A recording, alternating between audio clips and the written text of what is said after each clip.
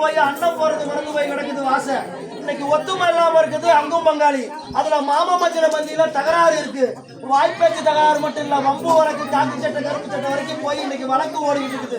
பொண்ணு பொருள் பூமி பொருளாதாரம் இன்னைக்கு விளைச்சல் எல்லாமே பட்டி எல்லாமே பழுதுவாகி போய் கிடக்குறாப்பா. வாசனை தான் இங்க காரணம் முதற்கொண்டு.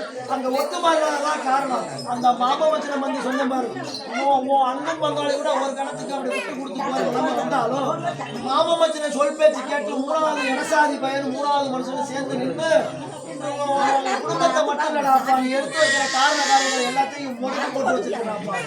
முடக்கி போட்டு வச்சிருக்கு என்று வாழலாமா வேணாமாங்கிற நிலைமையில நீ நிற்கிறடாப்பா. உன் பொழப்பு அப்படி பார்க்க போறாப்பா. உன் வாசலுக்கு தான் நான் காரணம், உன் வாசலாம் காரணம். அதைத்தான் நான் முதல் எடுத்தோன்னே சொல்லி என்னை தேடி வந்ததுனாலதான் உனக்கு விளக்கம் சொல்லிட்டு இருக்கேன். இல்லைன்னா இன்னும் விளக்கம் தெரியாமையே என்ன போல வாசதோறும் போய் நின்று நீ போகாத வாசல் இல்ல, பார்க்காத நீதி இல்ல, கேட்காத சுலவை இல்ல, எல்லாத்தையும் கேட்டு வந்த இறுதியா பாட்டேன் என் வாசலுக்கு வந்த. நான் தான் உன் வீட்டுக்காரன், உன் 21 பத்திக்கு சொந்தக்காரன், காவலுக்கு நான் தான் முன்னணிக்கிறேன். அதனால அப்படியா சொல்றேன்.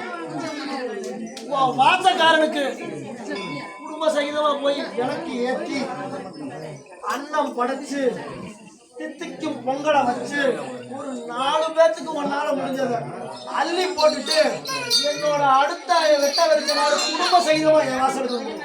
சரியா? நான் சொன்ன நீதி எல்லாம் எங்க போச்சு? நான் சொன்ன நீதி செத்து போச்சா?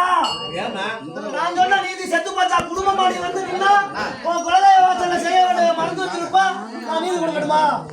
நான் சொன்னதுல ஏதாவது சோழ போச்சா? நான் சொன்னது தவறு இருந்தா என் நீதியில தப்பு இல்லைன்னு சொல்லி என் கட்சியை பிடிச்சிக்காரு. இத்தனையும் இருக்கிறப்ப நான் எப்படி வழிபட முடியும்? காலையில இருந்தில்ல, இன்னும் 1 மாச காலம் இருந்தாலும் வாச நீதி மாறினாதான் உனக்கு வழி. விடைய கொடுக்கத்தான் நான் வந்தேன்.